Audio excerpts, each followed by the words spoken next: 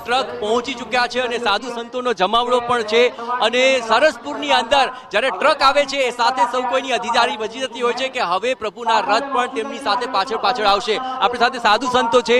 આપ કહાં से आए? कहाँ से आए? नासिक नासिक नासिक से। नासिक। अच्छा, कितने लोग हैं आपके साथ? हाँ सब 15 है।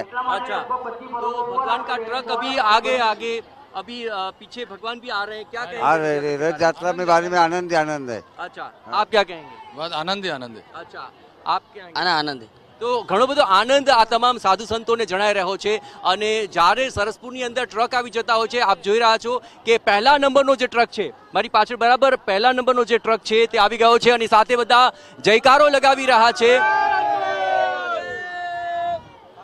તો જયકારા સાથે સૌ કોઈ કરી રહ્યા છે પ્રભુનું સ્વાગત અને સાથોસાથ હકડેઠઠ ભીડ પણ છે। બીજી તરફ સરસપુરની બાજુ તમને નજારો બતાવું। સરસપુરની અંદર આપ જોઈ રહ્યા છો લોકો ટ્રકનું સ્વાગત કરી રહ્યા છે કારણ કે હવે ભગવાનનો આખો જે રસાલો છે તે ધીરે ધીરે સરસપુરની અંદર આવશે અને આપણી સાથે તમામ સાધુ સંતો પણ જોડાયા છે। જે આપ કહાં से आए?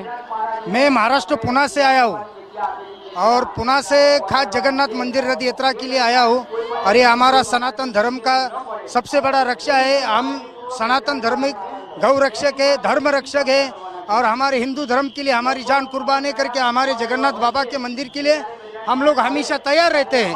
जोर से जयकारा हो जाए। जय जगन्नाथ।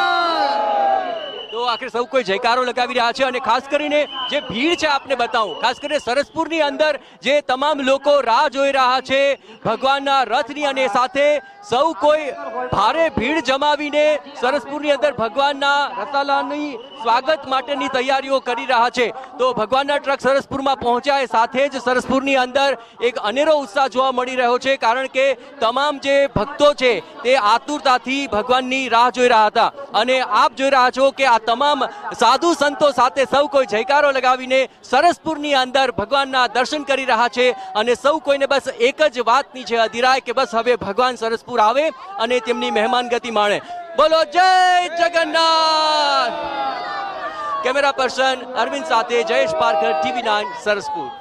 તો જયકારો જય જગન્નાથનો નારો અત્યારે અમદાવાદની ગલીઓમાં ગૂંજી રહ્યો છે। જે તમામ લોકો છે તે પણ અંગ કરતબ કરીને સૌ કોઈનું મન મોહી રહ્યા છે।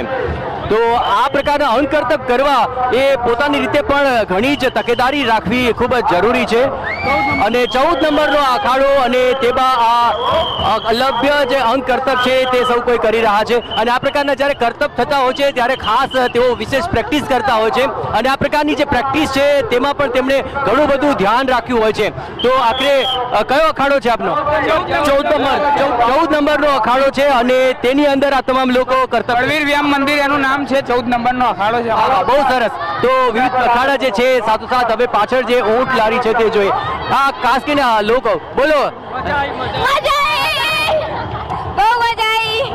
આપ શું કહેશો? હા, શું કહેશો આજે? સારું લાગે છે।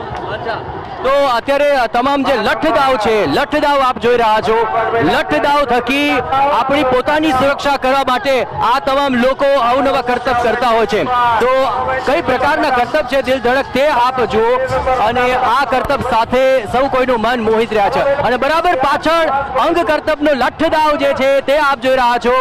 અહીં લઠ્ઠદાવ કરતા જે તમામ કરતબ બાજો છે તેમાં પોતાની સુરક્ષા કેવી રીતે કરી શકાય તે કહેવાય છે। આમ તો રાજા જે છે તેઓ જ્યારે નીકળે ત્યારે વિવિધ પ્રકારના આ કરતબ કરીને તે સુરક્ષાનો અહેસાસ કરાવતા હોય છે અને જે તમામ મલ્લયુદ્ધ માટે રાજાઓ જાણીતા હતા અને તેને લઈને જે અંગ કરતબ કરી રહ્યા છે તે પણ સૌ કોઈનું ધ્યાન આકર્ષિત કરી રહ્યા છે અને આપ જો આખરે આ તમામ લોકો કરી રહ્યા છે અંગ કરતબ અને સૌ કોઈનું ધ્યાન આકર્ષિત કરી રહ્યા છે।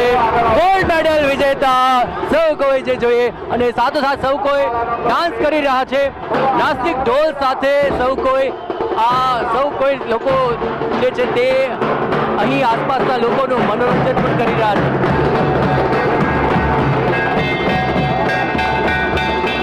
અને હવે તમામ જે ઝાંખી છે તે ઝાંખી આપણે બતાવીએ અને સાથોસાથ અહીં જે તમામ લોકો ઝાંખીની સાથોસાથ જે આનંદ કરી રહ્યા છે। બોલો જય જગન્નાથ। તો હનુમાન ભક્ત જય શ્રી રામ।